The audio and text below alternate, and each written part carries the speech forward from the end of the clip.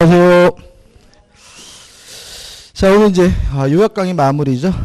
교재 몇 페이지냐면 163페이지 민법상 임대차입니다. 일단 임대차의 임대차의 목적물은 물건이다. 그래서 물건. 따라서 동산일 수도 있고 부동산일 수도 있고요. 항상 조심해야 될 것은 뭐냐면 주택임대차보호법이 적용되려면 주택이란 말이 있어야 된다. 주택이 없으면 민법상 임대차가 원칙이고요. 그 다음에 3번 해가지고 반드시 차임을 지급하기로 약정해야 된다. 왜냐하면 차임을 지급하지 않아서 꼼꼼면 무상이면 그게 사용대차거든요. 따라서 우리가 사용대차나 임대차를 구별하는 기준은 유상이냐 무상이냐. 따라서 유상이어야 되니까 반드시 차임을 지급하기로 해야 되고요.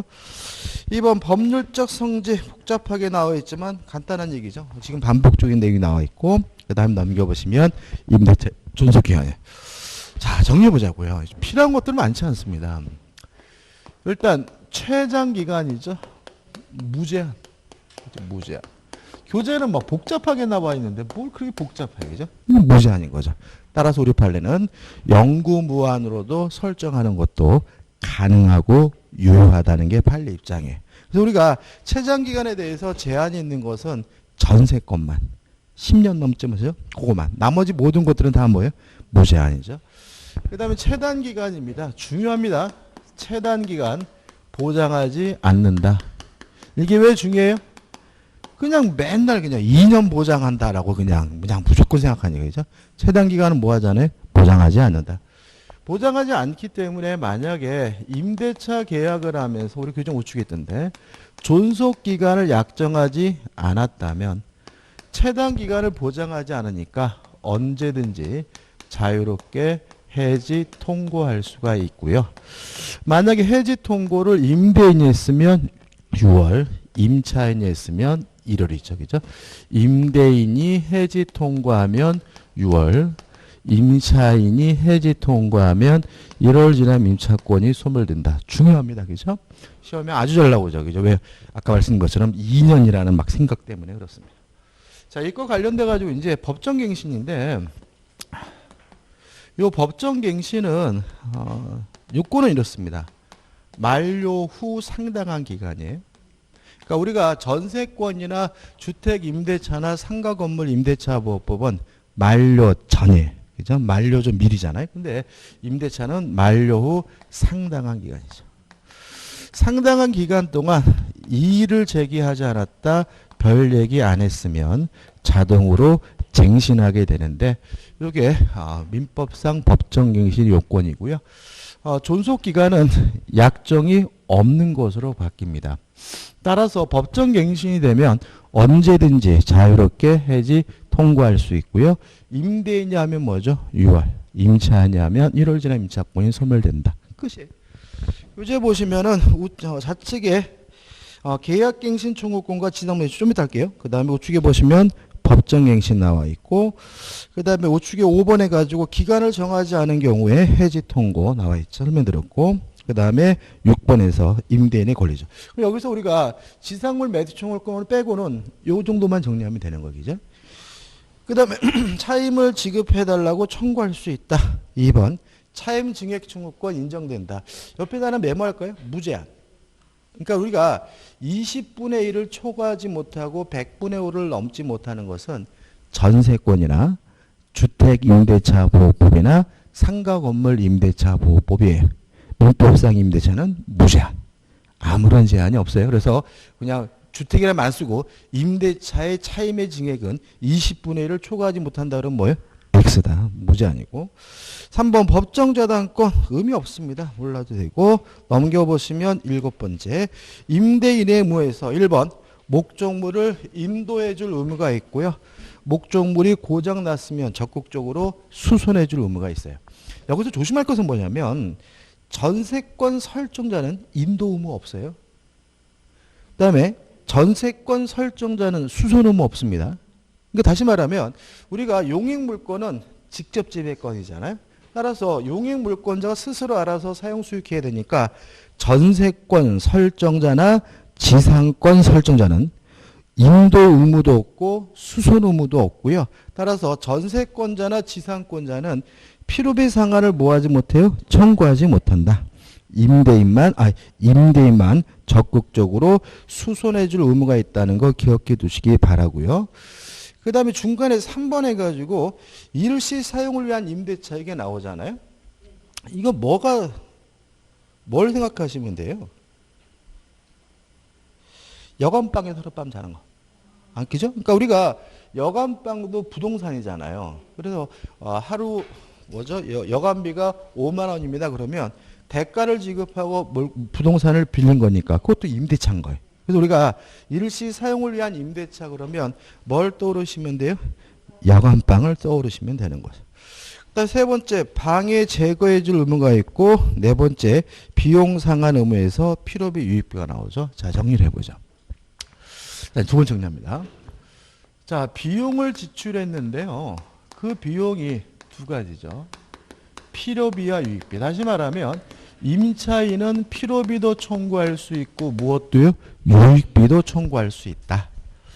자, 필요비 유익비인데 필요비는 언제 청구하냐면 지출 시 바로 지출하자마자 청구하고요. 유익비는 언제 청구하냐면 임대차 종료 시에 청구한다. 점유자도 필요비 유익비 상한 청구할 수 있잖아요. 언제 청구해? 반환 시. 이 세 가지 구별하셔야 돼요. 그러니까 이게 점유자는 필요비도 유익비도 언제 청구합니까? 반환할 때 청구하고, 임차인은 필요비는 지출한 때, 유익비는 종료 시. 반환 시가 아니라 뭐예요? 종료 시. 다른 개념입니다. 그죠? 예를 들어가지고 오늘 임대차 계약이 끝나고 주말에 이사 가기로 했어요. 그러면 반환 시가 뭐죠? 주말인 거잖아요. 다른 개념이니까 조심하시기 바라고. 그 다음에 행사 기간에 제한이 있습니다. 임대인에게 반환한 때부터 6개월 내에 행사해야 된다는 거 꼭 기억해 두시기 바라요. 자, 그래서 좀 생각해 볼 것이 있는데, 만약에 임대차가 건물이나 기타 공작물의 임대차, 건물의 임차인이 살면서 뭔가를 부속을 시켰어요. 그럼 이것이 만약에 원칙에 따라서 부합이 됐다면 이때는 유익비 상한 청구권 문제로 갑니다. 다시 말하면 부합이 됐다는 말은 더 이상 임차인 소유가 아니라 누구의? 임대인 소유라는 거죠. 그래서 임차인은 내 건데 사라는 의미에서 매수를 청구하지 못하고 가치를 증가시켰다는 의미에서 뭘 청구합니까? 비익비 상한을 청구하게 되고요. 그 다음에 요 비용 상한 청구권에 관한 민법 규정은 뭐죠? 임의 규정이기 때문에 특약으로 뭐 할 수 있어요? 배제할 수 있죠.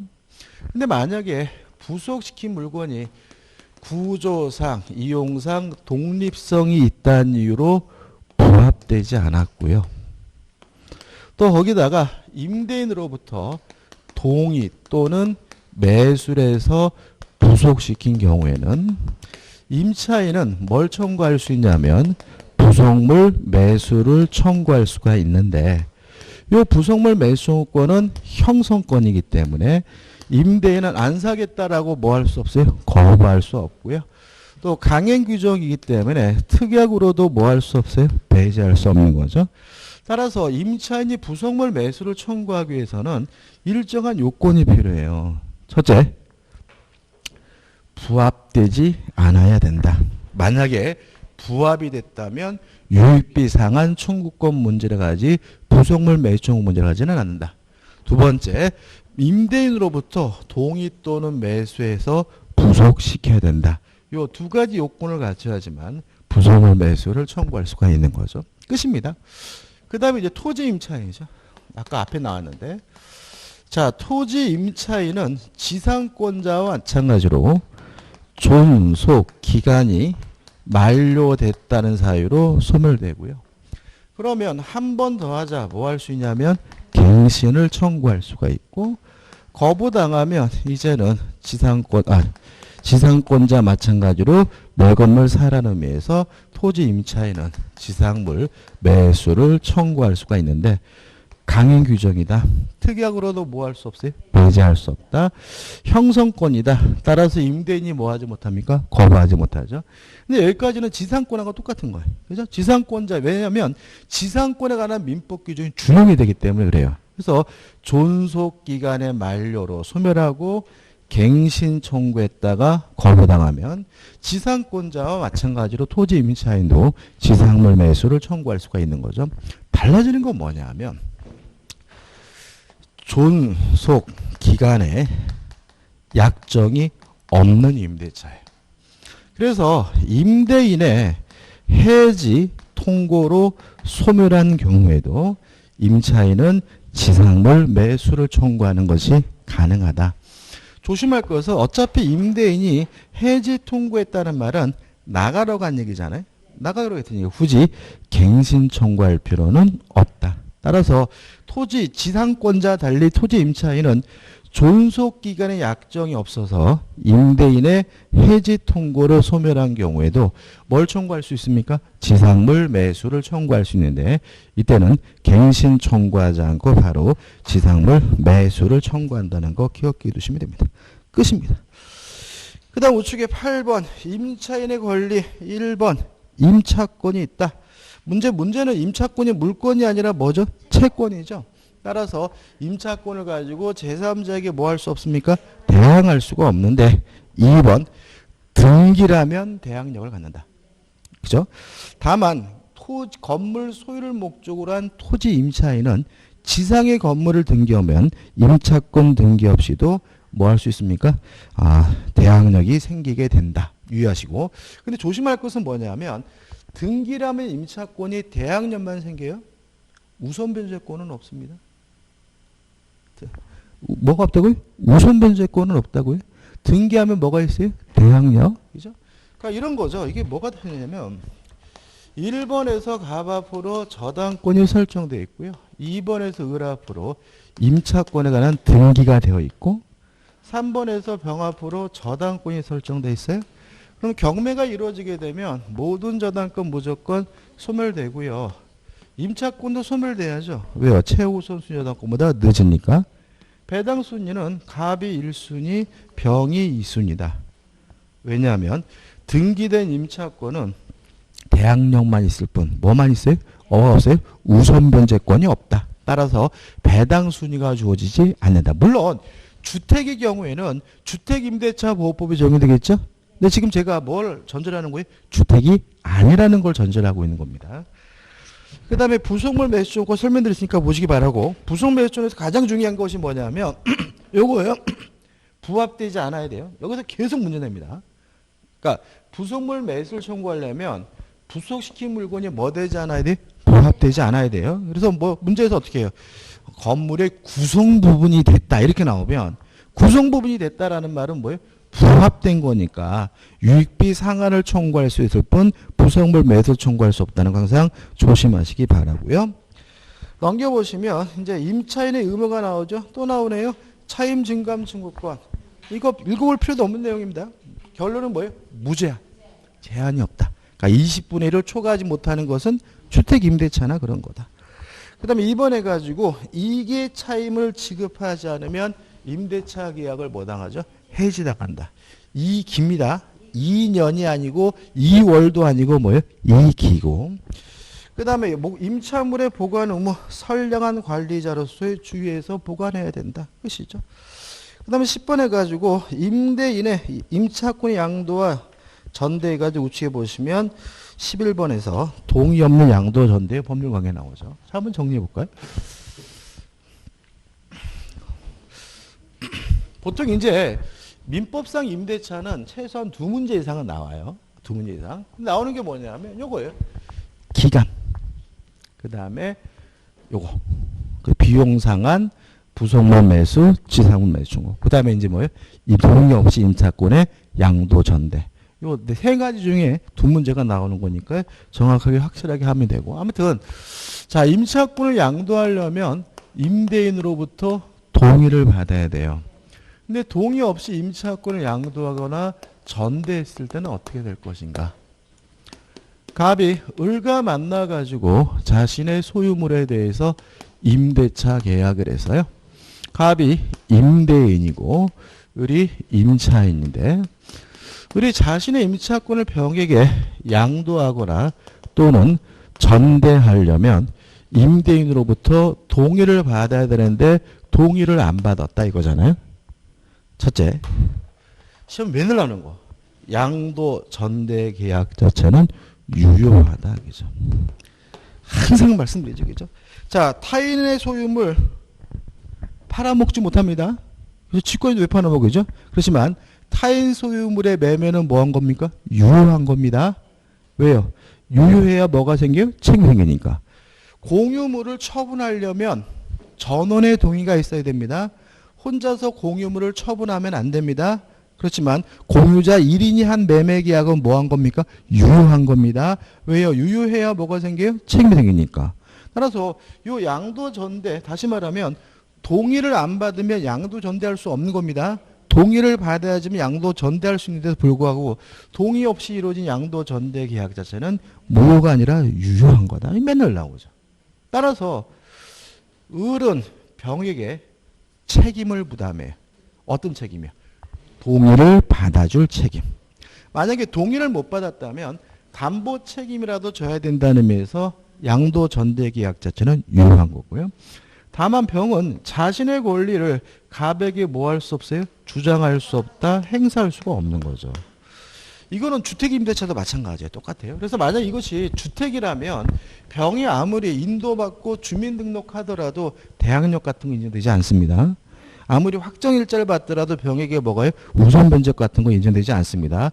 병에게는 아무런 권리가 갑에게 대항할 수가 없는 거죠. 따라서 갑은 자신의 소유권을 이유로 반환을 청구하는 것이 가능한데 여기서 조심할 것은 뭐냐면 요 집에 살아야 될 사람은 병도 갑도 아닌 을이에요. 그래서 어떤 형태의 반환 청구해야 되냐면 을에게 돌려주라는 형태의 반환 청구해야 되고요. 두 번째, 점유권을 이유로는 반환 청구할 수가 없다. 왜냐하면 점유권을 이유로 반환 청구하려면 침탈이 필요하잖아요. 근데 을 스스로 양도하고 을 스스로 전대한 것은 뭐가 아닙니까? 침탈이 아니므로 갑은 자신의 간접 점유권을 이유로도 을에게 돌려주라고 뭐 할 수 없어요? 반환 청구할 수는 없다. 이해되시죠? 그 다음에 세 번째로 임대차 계약을 아직 해지하지 않고 있어요. 다시 말하면 갑과 을 간의 임대차 계약이 아직도 유효한 상태라면 차이면 누가 줘야 돼요? 을이 줘야 되는 거예요. 따라서 을이 안 주고 있으면 손해배상을 누구한테요? 을에게 청구할 문제죠. 따라서 병에게 손해배상도 뭐 할 수 없냐면 청구할 수가 없다라는 것이 우리 판례 입장이죠. 따라서 동의 없이 양도 전대하면 소유자인 임대인은 자신의 소유권을 이유로 을에게 뭐죠? 돌려주라고 청구할 수 있을 뿐인 거예요. 마지막으로 갑은 을과의 임대차 계약을 뭐 할 수 있죠? 해지할 수가 있다. 그럼 정리해보면 이렇게 된 거죠. 자, 동의 없이 양도 전대가 이루어지면 갑은 을과의 임대차 계약을 뭐 할 수 있습니까? 해지할 수 있다. 다만 양도 전대 자체는 무효가 아니라 유효다. 따라서 을은 갑으로부터 동의를 받아줄 책임, 동의를 받지 못했다면 담보 책임이라도 부담해야 되고요. 그 다음 병은 자신의 권리를 갑에게 주장할 수가 없으니까 갑은 병에게 소유권을 이유로 반환 청구할 수가 있는데 주의하실 것은 을 스스로 양도 전대한 것은 침탈은 아니므로 갑은 점유권을 이유로 을에게 돌려주려고 반환 청구할 수는 없고요. 또 갑과 을과의 임대차 계약을 해지하지 않고 있는 상태라면 무엇도요? 손해배상도 청구하지 못한다는 거 꼭 기억해 두시고 보통 시험 문제는 여기서 답을 많이 만듭니다. 끝이에요. 그 다음에 넘겨보시 양도전대 나누지 마세요. 그 다음 넘겨보시면 12번 임대인의 동의 있는 양도 전대의 법률관계인데 일단 동의를 얻어서 양도하면 양수인이 새로운 뭐가 되겠습니까? 임차인이 되겠죠.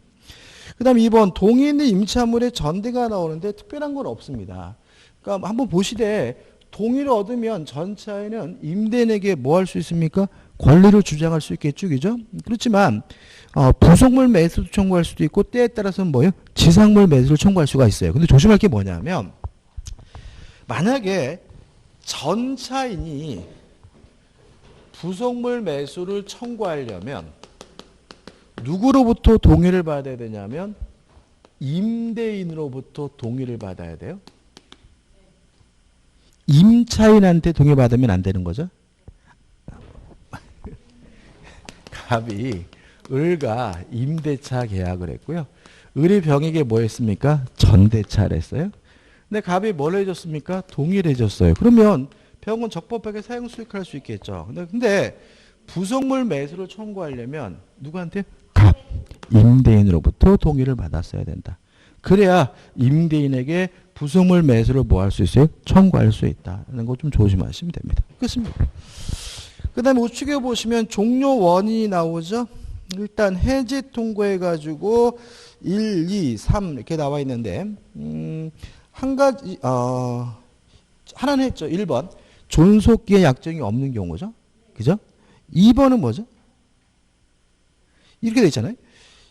임대차 기간에 약정이 있는 때에도 당사자 일방 또는 상방이 그 존속기간 내에 해지할 권리를 보류한 때는 언제든지 해지 통고를 할 수 있다. 이게 무슨 말입니까? 자, 예를 들어서 주택도 마찬가지입니다. 2년 계약을 하면서 특약을 했어요. 단 임차인이 해외로 이민 가면 본 계약을 해지할 수 있습니다라고 특약을 걸었어요. 그게 뭐예요? 존속기간 내에 해지할 권리를 뭐 한 거죠? 보류한 거죠. 근데 임차인이 진짜로 1년 만에 해외로 이민 가게 됐어요. 그랬으면 뭐 할 수 있죠? 해지 통고할 수 있고, 임차인이 했으니까 몇 개월이요? 1월 지나면 임차권이 선물되는 거다. 반대로 또 아니면 임대인이 해외로 이민 가면 본 계약을 해지할 수 있습니다라고 약정할 수도 있죠. 근데 만약에 임대인이 실제로 이민 가게 되면 임대인이 뭐 할 수 있어요? 해지 통고할 수 있고요. 그때 몇 개월이요? 6개월 지나면 임차권이 소멸되게 된다. 이런 의미죠. 그다음 세 번째, 임차인이 파산 선고를 받으면 임대인 또는 파산관제인이 해지 통고를 할 수 있고요. 옆에다가 하나 매부할 것은 손해배상 가입표죠. 손해배상 가입. 이게 무슨 말이냐면 파산 선고가 있었다는 이유로 이루어진 해지 통고의 경우에는 쌍방이 손해배상을 뭐 할 수 없죠? 청구할 수 없다라는 거 하나 기억해 두시면 되겠죠. 그 다음에 해지 해가지고 1번, 2번이 나옵니다. 자, 일단 2번부터 볼게요. 자, 1번과 2번은 누가 해지하는 거냐면 임차인이 해지하는 거거든요. 누가? 3번과 4번은 누가 하는 거죠? 임대인이 하는 거예요. 근데 3번, 4번 아시죠? 동의 없이 3번 양도하거나 전대했을 때, 4번 2기 이상 차임을 연체할 때는 누가요? 임대인이 이제 통과하는 거죠. 2번도 이해되시죠? 자, 일부가 멸실됐는데 그 멸실된 것으로 인해서 임대차의 목적을 달성할 수 없다면 임차인은 임대차 계약을 뭐 할 수 있죠? 해지할 수 있는 거죠. 자, 1번인데 자, 임대인은 적극적으로 수선해줄 의무가 있어요. 이러한 수선행위, 보존행위에 대해서 임차인은 거부하지 못합니다. 다만 이러한 임대인의 수선행위, 보존행위로 해서 임대차의 목적을 달성하지 못한다면 임차인은 계약을 뭐 할 수 있어요? 해지할 수가 있어요. 자, 정리해 볼게요. 임대인은 적극적으로 수선해 줄 의무가 있고요. 이러한 수선행위, 보존행위에 대해서 임차인은 뭐 하지 못합니까? 거부하지 못합니다. 다만 이러한 보존행위로 인해서 임대차의 목적을 달성할 수가 없다면 임대차 계약을 뭐 할 수 있죠? 해지할 수가 있다. 끝입니다. 그 다음에 임대차 종료효과는 원상 회복하면 되겠죠. 그 다음 넘겨보시면 보증금이 나와요. 일단 보증금에 대해서는 뭐만 하나 잊지 않으시면 되냐면 연체 차임 등을 보증금에서 깔지 말지는 누구 마음이요? 임대인 마음이에요. 따라서 임차인이 연체 차임을 보증금에서 공제해달라고 뭐 할 수는 없어요? 청구할 수는 없다는 거 하나만 주의하시면 됩니다. 자, 이제 민사특별법으로 갑니다. 이제 뭐가 나오죠? 주택임대차보호법이 나오죠. 자, 민사특별법은요, 법이 5개잖아요. 근데 이게 어떻게 되냐면 법이 5개인데 15%에서 6문제가 출제되게 돼 있어요. 6문제가 딱 정해져 있어요.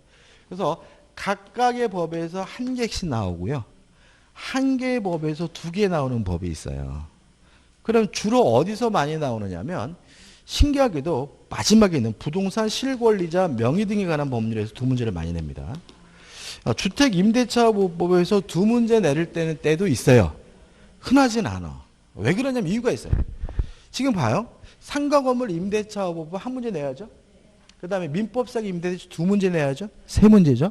근데 만약 주택 임대차 보호법을 두 문제를 내버리면 다섯 문제 해가지고 임대차에 관해서만 10%가 넘어버리잖아요. 너무 많다 느껴지기 때문에 주택 임대차 보호법은 한 문제 내지 두 문제. 오히려 부동산 실명법에서 두 문제를 많이 내는 편이다. 이해해 두시고. 그러니까 이게 참 역설이 있는데 주택 임대차 보호법을 너무 열심히 공부하시면 더 틀릴 수도 있어요. 더 틀릴 수 있어요. 왜냐하면 모든 임대차를 다 주택 임대차 보호법으로 풀어 제끼거든요. 그래서 항상 문제가 뭐냐면 항상 우리가 헷갈리지 않으려면 뭐부터 확실해야 돼? 원칙부터. 원칙부터 확실히 한 다음에 거기에 뭐예요? 예외인 주택임대차보호법, 상가건물 임대차보호법을 가야 되고요. 다시 말하면 민법상 임대차가 더 뭐예요? 중요하다는 얘기인 거예요. 그죠? 항상 강조드리죠. 자, 주택임대차보호법인데 적용 범위가 나오죠. 자, 주거용 건물입니다. 1번 주거용인지 아닌지 여부는 실질적으로 판단한다. 2번 일부가 비주거용이더라도 주택임대차보호법에 적용된다. 3번 미등기 주택전세 등기하지 않으면 뭐가 아니에요? 전세권이 아니죠? 전세권 아니면 뭐예요? 임대차니까 주택임대차보호법에 적용된다. 4번 일시사용을 임대차 여관방에서 하룻밤 잤다 그래서 주택임대차보호법에 뭐 되진 않아요? 적용되지는 않아요. 근데 여기서 좀 조심할 게 뭐냐면 임차인입니다. 임차인은 자연인이어야 하고요. 법인이 임차인인 경우에는 주택임대차보호법에 적용되질 않아요. 이게 원칙이에요. 예외가 있긴 한데 여기까지 안 되더라고요. 따라서 자연인이라면 내국인뿐만 아니라 또는 외국인도 주택임대차보호법에 뭐가 됩니까? 적용이 됩니다. 그죠? 문제가 있어요. 외국인 주민등록 할 수 있어요? 없어요? 없습니다. 그죠? 외국인은 주민등록 못합니다. 근데 우리는 주택임대차보호법은 주민등록을 해야 이길날 뭐가 생겨요? 대항력이 생기잖아요. 근데 외국인은 뭘 못해요? 주민등록을 못해요. 그럼 뭘 해야 되느냐? 외국인 등록입니다. 그러니까 주민등록이 아니라 외국인 등록, 뭐 거주지 신고 이렇게 여러 가지가 있는데 그냥 하나만 외국인 등록을 하면 이길날 뭐가 인정이 돼요? 대항력이 인정된다. 다시 말하면 외국인도 주택임대차보호법에 적용되고 외국인은 주민등록이 아니라 외국인 등록을 하면 이길날 뭘 인정해 줍니까? 대항력을 인정해 준다는 거죠. 강행규정이고요. 3번 대항력이 있습니다. 대항 요건은 뭐죠? 인도받고 주민등록하면 대항력이 인정이 되는데 이길날 양거를 1번 해가지고 가족 중 가족의 주민등록만으로도 뭐죠? 충분하다. 2번 다가구 주택은 집원만 정확하면 되고요. 다세대 주택은 집원뿐만 아니라 동호수까지 정확해야 되고요. 그 다음에 3번 이건 어떻게 기억하시냐면 전입신고만 정확하면 돼요. 이렇게 기억하시면 돼요. 그러니까 우리가 주민등록이 됐다는 이유로 대항력이 인정되려면 뭐만 정확하면 돼요? 전입신고만. 따라서 전입신고가 정확히 됐다면 공무원의 실수로 주민등록부에 잘못 기재가 됐더라도 뭐가요? 대항력이 인정되고요. 전입신고만 정확하면 되니까 전출신고가 잘못됐더라도 뭐가요? 대항력이 인정돼요. 뭐만 정확하면 돼요? 전입신고만 정확하면 되죠. 4번은 당연한 거죠. 불법으로 주민등록이 말소가 된다 해서 대항력이 뭐 되진 않아요? 소멸되진 않고. 우측이 5번도 마찬가지입니다. 그러니까 우리가 직권으로 말소됐다는 말은 불법이 아니에요. 직권 말소.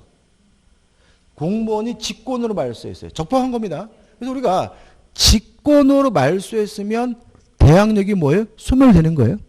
이게 원칙입니다. 다만 규제 나는 것은 뭐냐면 잘못됐어요. 잘못됐다면 이의제기 과정을 거쳐서 그것이 뭐가 돼요? 회복이 됐다면 대항력이 뭐가 돼요? 인정된다는 말이 나오는데 큰 의미는 없고.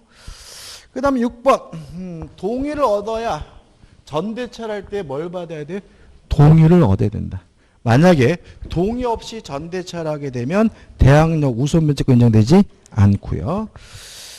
그 다음에 7번, 8번 막 쭉 나오는데 우리가 이제 교재에 나와 있는 것들이 결국 뭐냐면은 이거죠. 그죠? 이거 하나만 이해하시면 돼요. 이제부터 나오는 게 뭐냐면 1순위가 갑 앞으로 저당권이 설정되어 있고 을 앞으로 주택 임차권을 취득했고요. 이 사람은 인도받고 전입신고 주민등록했는데 확정 일자를 안 하고 있는 사이에 병 앞으로 저당권이 설정이 되고 그러고 나서 우리 확정 일자를 받았다. 요 사례만 이해하면 돼요. 근데 이거를 막 나열하니까 이게 막 내용이 막 복잡하고 어려운 거예요. 자, 이런 상태에서 경매가 이루어졌어요. 첫째, 모든 저당권은 무조건 뭐가 돼? 소멸된다는 원칙에 따라서 갑소멸하고 병소멸하고. 주택임차권 소멸되죠? 왜요? 최우선순위 저당권보다 늦었으니까. 배당 순위는 어떻게 됩니까? 갑이 1순위, 병이 2순위, 을이 3순위다. 다시 말하면 확정 일자를 갖추면 우선 변제권이 인정된다는 말은 확정 일자일을 기준으로 해서 뭐가 결정된다는 얘기죠? 배당 순위가 결정된다는 말에 불과하다. 그것만 좀 이해하시면 돼요. 나머지 안 보겠습니다. 아우 넘겨보시면 막 지엽적 것들 많이 나오는데 이거 다 보지 마세요. 그죠? 그 다음 이제 넘기셔서 4번 임대인의 지위승계도 이것도 뭐 복잡할 거 없는데 자 우리가 임차인은 주민등록을 했으면 뭐가 있습니까? 대항력이 있죠. 따라서 집주인이 바뀌더라도 새로운 소유자에게 보증금 반환을 청구할 수 있죠. 원칙적으로 전 소유자인 양도인에게는 보증금 반환을 청구하지 못합니다. 누구한테만 보증금을 반환을 청구해? 새로운 소유자에게만 보증금 반환을 청구할 수 있는 것이 원칙이에요. 예외가 있는데 우리 교재 양가로 2번입니다. 176페이지 하단에 양가로 2번 이렇게 보시면 임차인이 임대인의 지위를 양수인이 승계하는 것을 원하지 않는 경우에는 임차주택의 양도 사실을 안 때로부터 상당한 기간 내에 이의를 제기함으로써 양도인의 임차인에 대한 보증금 반환 채무는 소멸하지 않게 된다 이렇게 됐죠. 따라서 만약에 상당한 기간 내에 이의를 제기되면 누구에게도 보증금 반환을 청구할 수 있어요? 양도인, 전 소유자에게도 보증금 반환을 청구할 수 있는 거예요. 이렇게 기억하면 되겠죠. 자, 주택 임차인은 보증금을 누구한테 청구합니까? 양수인에게만. 양도인에게 전 소유자에게 청구할 수가 없다. 다만 상당한 기간 내에 뭘 제기해두면요? 이의를 제기해두면 그때는 양도인인 전 소유자에게도 보증금 반환을 뭐 할 수 있어요? 청구할 수가 있다. 그 다음 우측에 가입표입니다. 이런 거, 이게 가입표. 보지 마세요. 다시 말해 우리는 그냥 간단해요. 확정 일자를 갖추면 확정 일자를 기준으로 해서 뭐가 결정돼요? 배당 순위가 결정돼. 끝이 밀지도 마세요. 이런 거. 넘겨보시면 6번째 소액 임차인의 보증금지 일정의 보호인데 일단 민법 중개사법에서는 어떤지 모르는데 민법에서는 금액 안 나와요. 그러니까 금액 외우려고 하지 마시고요. 일단 이런 걸 우리가 생각해 보자고요. 소액 임차 보증금은 원칙이 아니라 뭐죠? 예외예요. 그죠? 따라서 보증금 중 일정액에 대해서 뭘 인정합니까? 최우선 변제권을 인정해 주는 거거든요. 그럼 예를 들어 가지고 만약에 이 사람이 예를 들어서 지금 보시면 서울이 지금 얼마입니까? 1억 1천만 원 이하면 3,700이잖아요. 그죠? 그럼 해볼까요? 이 사람이 임차 보증금이 1억이에요. 1억이어가지고 소액 보증금에 해당해요. 그러면 경매가 됐을 때 이 사람은 소멸돼요? 안 돼요? 아이고 죄송합니다. 소멸됩니까? 안 됩니까? 소멸됩니다. 그러니까 소액이든 나발이든 뭐든 따지지 않아요. 그냥 최우선순위 저당권보다 늦으면 무조건 뭐가 되는 거예요? 소멸되는 거예요. 그 다음에 확정일자율을 기준해서 배당순위가 결정되니까 갑이 1순위고 병이 2순위고 을이 3순위라는 점도 변함이 없는데 다만 말 그대로 보증금 중 일정액에 대해서 뭘 인정해줘요? 최우선 변제권을 인정해 주니까 3,700만 원에 대해서만은 뭐죠? 을이 최우선 변제권 뭐 1순 플러스 알파 1순위다. 이렇게 되는 거예요. 다시 말하면 소액 임차보증금에 해당한다 그래서 소멸 여부가 바뀌는 것도 아니고요.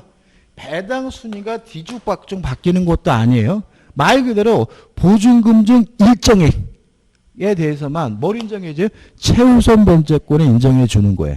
그러면 얘가 뭐죠? 1순위로 3,700만 원, 갑이 2순위, 병이 2순위, 을이 나머지 6,300만 원을 뭐죠? 4순위로서 받게 된다. 이렇게 생각하시면 돼요. 그 다음에 또 하나 조심할 것은 자, 예를 들어 가지고 보증금 1억인데 월세가 200만 원이에요. 그러면 예를 들어서 보증금 1억에 월 200만 원입니다. 이 사람이. 그럼 이 사람은 소액입니까? 아닙니까? 보증금 1억에 월세가 200만 원이에요. 소액입니다. 주택은 보증금만 가지고 따져요. 그러니까 환산보증금 어디만 나오는 거예요? 상가 건물 임대차만 나와요. 그래서 주택 임대차는 뭔 고려하지 않습니까? 월세는 고려하지 않고 보증금만 가지고 따진다는 거 주의하시기 바라고요. 박스 밑에 주택가액의 몇 분의 몇을 초과하지 못합니까? 2분의 1을 초과하지 못합니다. 그 다음 우측에 보시면 7번째 임차권 등기 명령 제도가 있죠. 일단 1번 임차권 등기 명령은 아무나 신청하는 것이 아니라 임대차가 종료됐는데도 불구하고 보증금을 반환받지 못하고 있는 주택 임차인이 임차권 등기 명령을 신청하는 거다. 효과는 2번이죠. 만약에 이 사람이 임차권 등기 명령제도에 따라서 임차권 등기라면 원래 가지고 있던 대항력과 우선 변제권이 이사 가더라도 대항력권을 상실하더라도 뭐가 됩니까? 유지가 됩니다. 이거 조심하셔야 되는데 이거는 이제 실무적으로 조심하셔야 되는데 자 보세요. 지금 예를 들어서 요 시점에서 임대차 계약을 했어요. 보증금이 예를 들어서 2억이라고 할게요. 2억이고 이 사람이 이사 왔고요. 전입신고도 했고 동사무소 가서 뭐도 받았어요? 확정일자도 받았어요. 그러고 나서 잘 살다가 임대차 계약이 뭐예요? 종료가 됐단 말이죠. 근데 문제는 이 사람이 지금 지방으로 발령이 나가지고 이사를 가야 되는데 안 빠져요. 그러면 이제 보통 집주인한테 전화하잖아요. 아유 저 지금 당장 이사 가야 되는데 지금 저 이사 못 가면 회사 잘린다고 방방 뜨겠죠? 그럴 때 보통 집주인이 그럼 제가 임차권 등기해 줄 테니까 걱정하지 마시고 임차권 등기해 줄 테니까 걱정하지 마시고 이사 가시라고. 또 내지는 전세권 설정 등기해 줄 테니까 걱정하지 말고 뭐죠? 이사 가시라고. 넘어가시면 안 되는 거예요. 왜냐하면 만약에 임대인이 협조하에 임차권 등기를 하면 요때부터 한때부터 대항력 우선 변제권이 새로 생기는 거예요. 임대인이 협조해 줬다 해서 전세권 등기를 하면 한때부터 뭐죠? 대항력 우선 변제권이 생기는 거예요. 따라서 임대인이 아무리 해주겠다고 해도 법원에다가 임차권 등기 명령을 뭐 해야 돼요? 신청해야 되는 거예요. 그래야 그 사람이 가지고 있던 대항력과 우선 변제권이 원래 시점을 기준해서 계속 뭐가 되는 거예요? 유지가 되고요. 그래야 중간에 뭐가 껴있더라도 뭐 보지 않습니까? 손해보지 않게 된다는 거 조심하시기 바랍니다. 이해되시죠? 그죠? 그래서 임대인이 해준다 그랬다고 그냥 덜컹 등기해놓고 갔다가 중간에 뭐가 껴있었기 때문에 손해보는 일이 발생할 수 있고요. 좀 이게 약간 기분 나쁠 수 있지만 그래도 임차권 등기 명령을 법원에다가 신청을 해서 등기를 해야 원래 가지고 있던 대항력과 우선 변제권이 이사 가더라도 뭐가 돼요? 유지가 되는 거죠. 그 다음에 또 하나 조심할 것은 뭐냐 하면은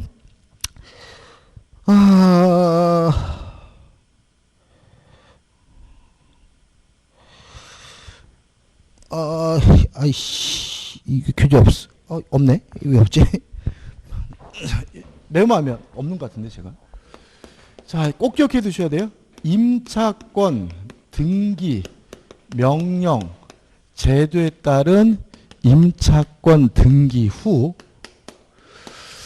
새로운 임차인은 최우선 변제권이 인정되지 않습니다. 이거 꼭 기억해야 되죠. 그러니까 다시 말하면은 이런 겁니다. 한번 생각해 보자고요. 자, 갑이 을과 주택 임대차 계약을 했고요. 을이 인도 받았고 전입 신고했고 확정일자도 했어요. 그죠? 근데 임대차 계약이 종료가 됐는데 보증금을 반환해 주지 않길래 임차권 등기 명령제도에 따라서 임차권 등기라고 안심하고 뭐 했습니까? 이사를 갔어요. 그래도 을이 가지고 있던 원래 가지고 있던 대항력과 우선 변제권은 이사 가더라도 유지가 되잖아요. 그래서 갑이 집이 폈으니까 또다시 병에게 임대를 했어요. 집이 폈으니까, 그죠? 이사 갔으니까. 병이 인도받고요. 전입신고했고 확정일자를 했어요. 이때 이 병에게 대항력 인정이 돼요? 안 돼요? 됩니다. 병에게 우선 변제권 인정이 돼요? 안 돼요? 됩니다. 왜요? 어차피 얘보다 후순위잖아. 그잖아요. 지금 얘는 여기부터 대항력과 우선 변제권이니까 이때 새로 이사 와서 아무리 전입신고 나발을 펴봤자 얘보다 뭐죠? 후순위고 을이 받는 게 남는 게 있으면 병이 받는 거니까 을이 보호받을 수 있어요. 따라서 병에게도 대항력과 우선 변제권이 인정이 돼요. 다만 뭐는요? 소액 임차인으로서는 보호받을 수가 없다. 왜냐하면 이 사람이 소액 임차권자로서 최우선 변제권을 인정해 줘버리면 이 사람이 뭐 볼 수 있어요? 손해볼 수가 있으니까. 그러니까 이 신규 임차인도 뭐예요? 대항력도 인정이 되고 우선 변제권도 인정이 돼요. 다만 뭐로서는요? 소액 임차인으로서 최우선 변제권 인정되지 않는다는 거 꼭 기억해 두시기 바랍니다. 그 다음 8번째, 집행개시 요건. 집 비워주지 않아도 경매를 신청할 수가 있다. 그러면 언제 집을 비워주느냐? 보증금을 수령할 때. 이게 작년 시험에 나왔어요. 자, 주택 임차인은 경매를 신청할 때는 목적물을 반환해 주지 않아도 돼요. 언제? 보증금을 수령할 때 집을 비워주면 되고요. 넘기셔서 존속기간의 보장. 최단 기간 몇 년을 보장하죠? 2년을 보장된다. 그 다음에 법정갱신이 나오는데 이게 개정된 부분이 있다 그랬죠. 근데 개정된 부분을 기억하는 것이 아니라 옛날 걸 기억해야 된다 그랬어요. 그죠? 왜냐하면 우리는 10월 말일 날 시행되는 법을 기준으로 하고 개정된 사항은 12월 달 시행되기 때문에 그래서 교재에 나와 있는 것처럼 만료전 6월부터 1월 사이에 임대인이 별만하지 않았거나 만료전 1월까지 임차인이 별만 안 했으면 만료일을 기준으로 해서 자동으로 뭐가 돼요? 갱신이 된다. 근데 2번은 당연한 거고 3번 존속기간은 몇 년입니까? 2년이다. 2년. 다만 임차인은 언제든지 자유롭게 해지 통지할 수 있고 몇 개월이요? 3개월이 경과하면 임차권이 뭐가 돼요? 소멸된다. 그 다음에 10번 임차는 사망과 임차권 승계인데 자 임차권은요 상속이 됩니다. 근데 문제는 뭐냐면 사실혼 관계에 있는 배우자는 상속권이 없어요. 그죠? 그래서 임차인이 사망했는데 상속인이 없는 경우에는 사실혼 관계에 있는 배우자가 단독으로 승계를 받고요. 상속인이 있는데 같이 안 살았어요. 가정 공동생활을 하지 않았다면 이촌인의 친족과 공동으로 뭐 받습니까? 승계를 받습니다. 주의하실 점은 주택 임대차만 있는 제도예요. 상가 건물 임대차 이런 제도 없어요? 전세권에 이런 제도 없습니다. 임대차도 없습니다. 그죠? 뭐에만요? 주택이면. 다시 말하면 사실혼 관계에 있는 배우자에게 임차권 승계를 인정하는 것은 주택 임대차만 그렇다. 특히 상가 건물 임대차 보호법에 이런 내용이 없다는 거 꼭 잊지 마시기 바랍니다. 그 다음에 차임 증감 청구권에서 우측에 나오는데 월 차임 산정률 이거는 가입표입니다. 보실 필요 없어요. 우리는 뭘 잊지 마셔야 돼요? 계약 기간 중 일방적으로 증액하는 경우에만 120분의 1을 초과하지 못하고 따라서 재계약하면서 증액하는 경우에는 아무런 제한이 없다. 그거만 주셔야 되겠죠. 그 다음 우측 하단에 보시면 뭐가 나오죠? 상가 건물 임대차 보호법이 나오는데 쉬었다가 보도록 하겠습니다.